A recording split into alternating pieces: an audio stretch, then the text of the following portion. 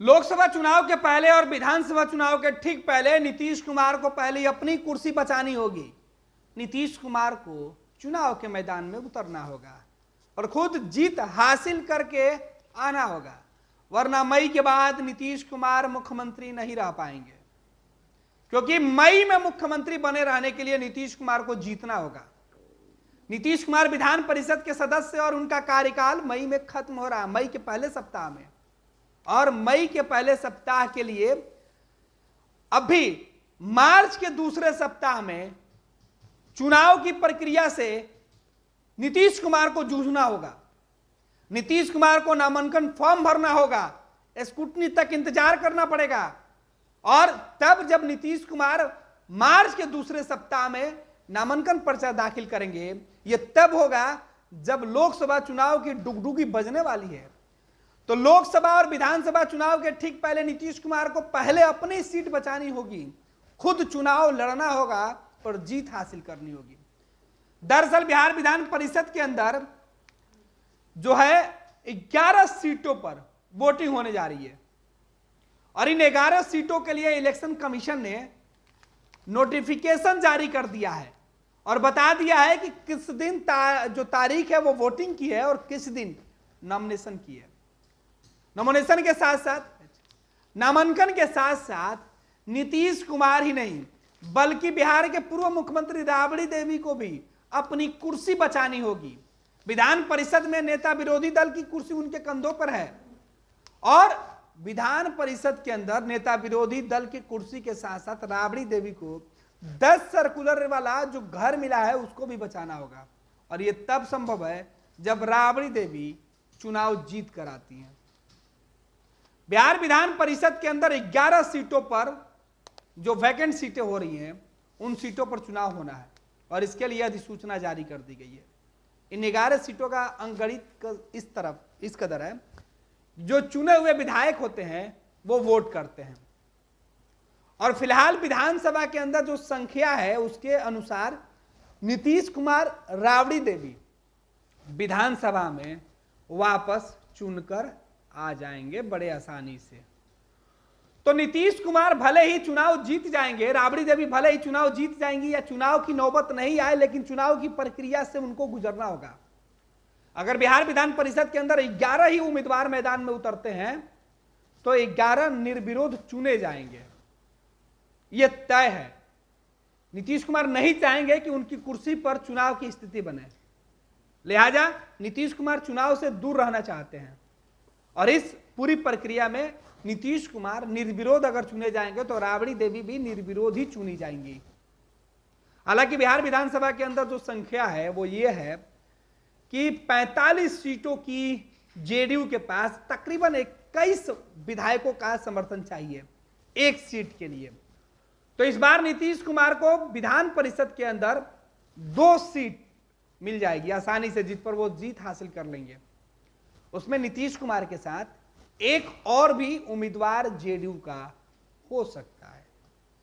हालांकि जेडीयू से संजय झा की जो सीट है वो खाली हुई है, लेकिन उस सीट पर एक और उम्मीदवार नीतीश कुमार किसको देते हैं वो देखना दिलचस्प होगा। राबड़ी देवी के अलावा उनकी पार्टी से कई चेहरे इस बार उनका टेन्योर पूरा हो रहा है और उम्मीद है कि इस बार 1-2 ऐसे नेता होंगे जो रिटायर भी हो जाएंगे। रामचंद्र पूर्वे जैसे नेता, राबड़ी देवी के साथ उनका भी कार्यकाल खत्म हो रहा है। राबड़ी देवी का भी निर्विरोध चुनना तय है और राबड़ी देवी के साथ 3 अन्य जो एमएलसी होंगे वो भी चुनकर पहुंच सकते हैं। 3 अन्य नेता को भी एडजस्ट राजद कर सकती है। कांग्रेस भी एक सीट पर दावेदारी करके जीत हासिल कर सकती है। वामदल खेल बिगाड़ सकता है।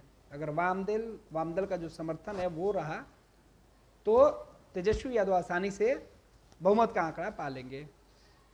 तो राष्ट्रीय जनता दल, बीजेपी को भी अपनी सीट बचाने में सहूलियत है क्योंकि उनके पास भी संख्या बल है वो काफी ज्यादा है, तो उनको भी 4 सीटें आसानी से मिल जाएगी विधान परिषद के अंदर। और विधान परिषद के अंदर बीजेपी भी अपने चेहरे को वापस रख सकती है। हालांकि शाहनवाज हुसैन को लेकर संशय है, क्या शाहनवाज हुसैन वापस विधान परिषद आ पाएंगे या नहीं। विधान परिषद के अंदर जिन 11 सीटों की चर्चा की जा रही है उसमें नीतीश कुमार के अलावा राबड़ी देवी, संतोष सुमन जीतन राम जी के बेटे हैं और बिहार में मंत्री हैं और इनके विधायकों की संख्या के बदौलत बिहार में एनडीए की सरकार चल रही है। तो इनको वापस किस गठबंधन से उम्मीदवार बनाया जा रहा है, क्योंकि ये अब जो है नीतीश कुमार और बीजेपी के भरोसे ही सदन में रह सकते हैं। जीतन मांझी भले यह दावा कर रहे हैं कि वो नीतीश कुमार को मुख्यमंत्री बनाकर उनके ऊपर एहसान किए हैं, जबकि हकीकत यह है कि उनके बेटे को पहले लालू यादव ने विधान परिषद का सदस्य बनाया और अब बारी बीजेपी की है, नीतीश कुमार की है।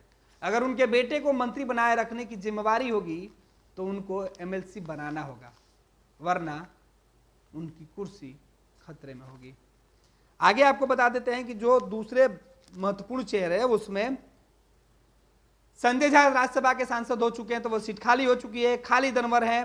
प्रेमचंद मिश्रा कांग्रेस के हैं, वापस रिपीट हो सकते हैं या फिर कांग्रेस वहां किसी अन्य चेहरे को ला सकती है। बीजेपी से मंगल पांडे वापस आएंगे या लोकसभा का चुनाव लड़ेंगे वो तय होगा। रामचंद्र पूर्वे, इनके रिटायरमेंट की चर्चा तेज है। रामेश्वर महतो और संजय पासवान के साथ साथ सैयद शाहनवाज हुसैन, ये उम्मीदवार अब तक सदन में है, इनके वापस आने पर सस्पेंस है। लेकिन नीतीश और राबड़ी का फिक्स है। इनके अलावा और कौन कौन लोग फिक्स होते हैं वो देखना दिलचस्प होगा। इन 11 सीटों के लिए अगर चुनाव की नौबत नहीं आती है तो सभी निर्विरोध चुने जाएंगे जो उम्मीदवार होंगे, लेकिन इन सब में सबसे ज्यादा ताकतवर और सबसे प्रमुख जो चेहरे हैं वो नीतीश कुमार और राबड़ी देवी के होंगे।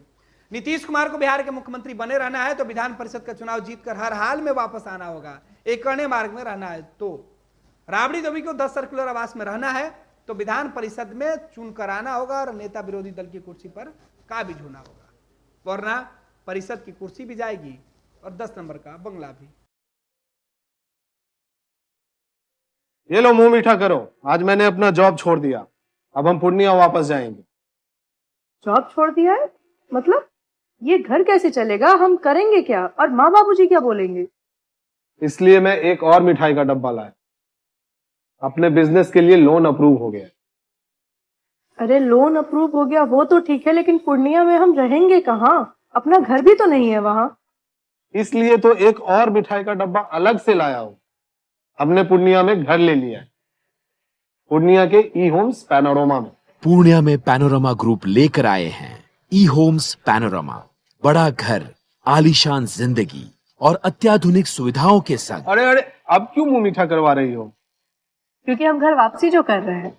घर वापसी की खुशी पूर्णिया में ई होम्स पैनोरमा के संग। E homes panorama, luxurious lifestyle redefined.